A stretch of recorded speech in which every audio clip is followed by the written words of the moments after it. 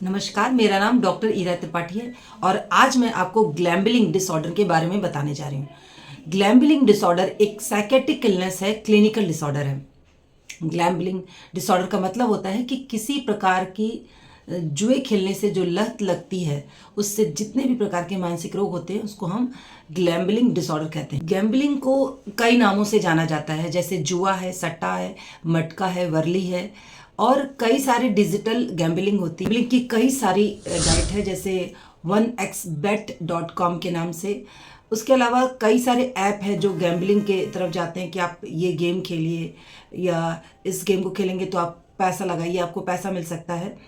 Gambling Goa वगैरह में casino वगैरह है जिसमें पोकर है, रोलिंग है। तो पहले रेस में पैसा लगाना, ताश खेलना, इस तरीके की गैम्बलिंग होती थी, लेकिन अब इससे कई गुना ज़्यादा गैम्बलिंग होने लगी है और जिससे कई सारी मानसिक बीमारियां बढ़ती चली जा रही हैं और ये बहुत ही चिंतनीय है।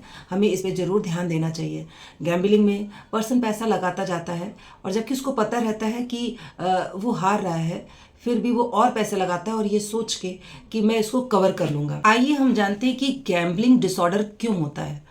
तो सबसे पहले हम कुछ सामाजिक कारण जानते हैं, जैसे कि बेरोजगारी है, निर्धनता है, इलिटरेसी है, सब्सटेंस अब्यूज़ है। इस तरीके के जो सामाजिक कारण हैं वो उससे भी पर्सन जाकर के गैम्बलिंग कर सकता है। दूसरा कारण होता है कि एंटी सोशल पर्सनालिटी और तीसरा कारण होता है जेनेटिक। गैम्बलिंग से कुछ न्यूरोकेमिकल इम्बैलेंस होते हैं, जैसे डोपामाइन बढ़ता है तो पेशेंट को अच्छा लगता है खेलने, तो वो बार बार में खेलने की कोशिश करता है, जिसे हम ब्रेन रिवॉर्ड मैकेनिज्म कहते हैं। पेशेंट को रिवॉर्ड मिलता है तो वो उसका मन और करता है खेलने के लिए। आइए हम जानते हैं कि गैम्बलिंग करने से क्या क्या नुकसान हो सकते हैं। तो नुकसान कई सारे हो सकते हैं, जैसे पेशेंट को सब्सटेंस अब्यूज हो सकता है, यानी नशे की लत लग सकती है। गैम्बलिंग से कुछ फिजिकल प्रॉब्लम भी हो सकती है, जैसे ब्लड प्रेशर बढ़ सकता है, ब्लड प्रेशर के पेशेंट हो सकते हैं। दूसरा, हार्ट अटैक आने की संभावना हो सकती है, स्लीप डिसऑर्डर हो सकता है। तो ये कुछ फिजिकल कारण होते हैं। अब हम जानते हैं कि गैम्बलिंग से किस तरीके के मानसिक रोग हो सकता है। गैम्बलिंग करने से ब्रेन में सेरोटोनिन की कमी होने लगती है, जिससे कई सारी मानसिक बीमारियां हो जाती हैं, जैसे कि एंजाइटी है, ओसीडी है, डिप्रेशन है।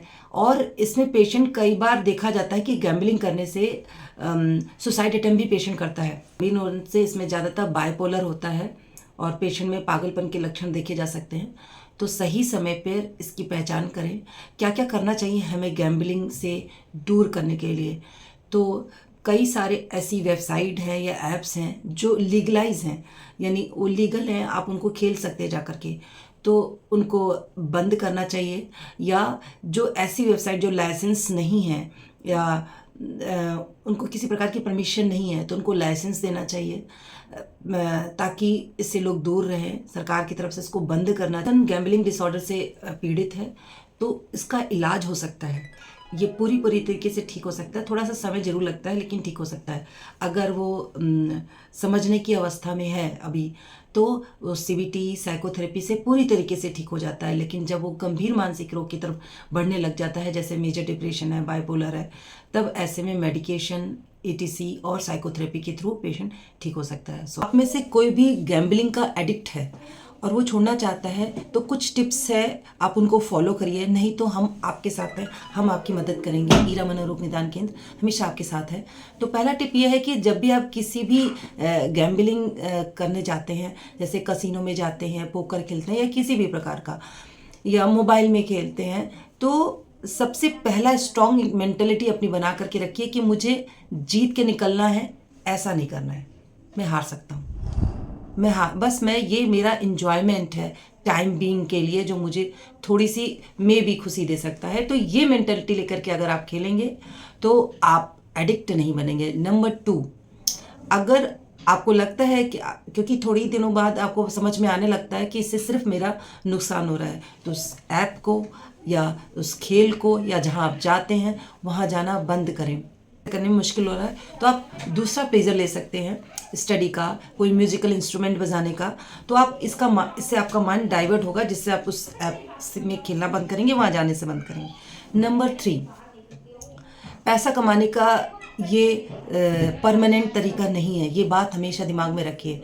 तो आपने देखा होगा जिस भी कसिनो या किसी भी ऐप से आप गैम्बलिंग कर रहे हैं, तो वहाँ का जितने कस्टमर हैं वो अमीर नहीं है, जो उसका मालिक है वो अमीर है, वो मिलीनियर है, वो आपके साथ गैम्बलिंग बैठ करके नहीं करता है। सो ये एक शॉर्ट टर्म तरीका है पैसा कमाने में, सिर्फ आपका इससे नुकसान होता है। तो इस बात को अपने दिमाग में रखिए।